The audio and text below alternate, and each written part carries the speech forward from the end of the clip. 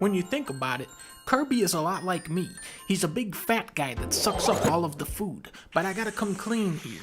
I've never been a big fan of Kirby.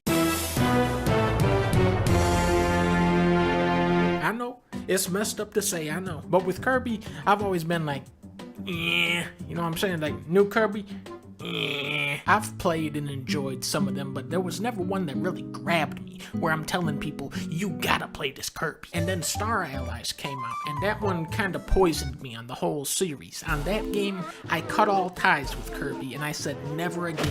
Never again will I play another Kirby video game. But then I played this new Kirby.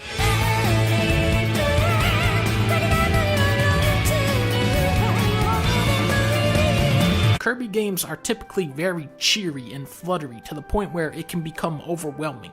Disneyland has a ride called It's a Small World.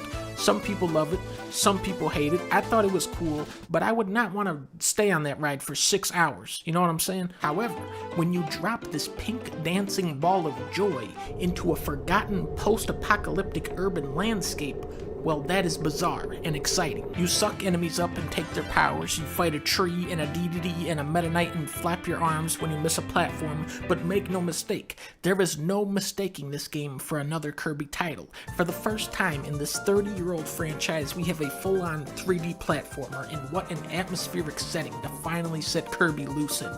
Bouncing through abandoned buildings, floating down a strong current, tunneling under a fence, swerving through a racetrack, you even end up going to Disneyland. The platforming mechanics are not super in-depth, but the level design is so condensed, most people won't notice. The combat, though, is surprisingly meaty, and that is because Kirby is actually Elden Ring. You rescue Waddle Dees to build up your hub world where a blacksmith upgrades your weapons using a finite amount of stones. The late-game bosses get insane, but you can use frost damage to knock a gigantic chunk of their health off.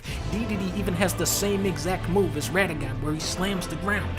Adding this kind of long-term progression where you make your Kirby more powerful is something I never realized I wanted until I had it. Where Elden Ring slipped up, though, was not allowing the player to actually play as the Elden Ring.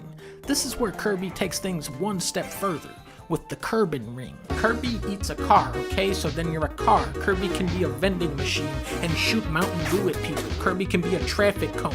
Kirby can be stairs. Stairs, ladies and gentlemen. The transformations are so weird and goofy that you want there to be 100 of them, but sadly, there's only about 12. There is a pretty lengthy post-game, though, where you collect 180 fragments of a lion's soul, and then Kirby says, chaos. I did not expect to enjoy this as much as I did. HAL Labs has taken Kirby to the next level with a game that makes you want to go back and play every other Kirby.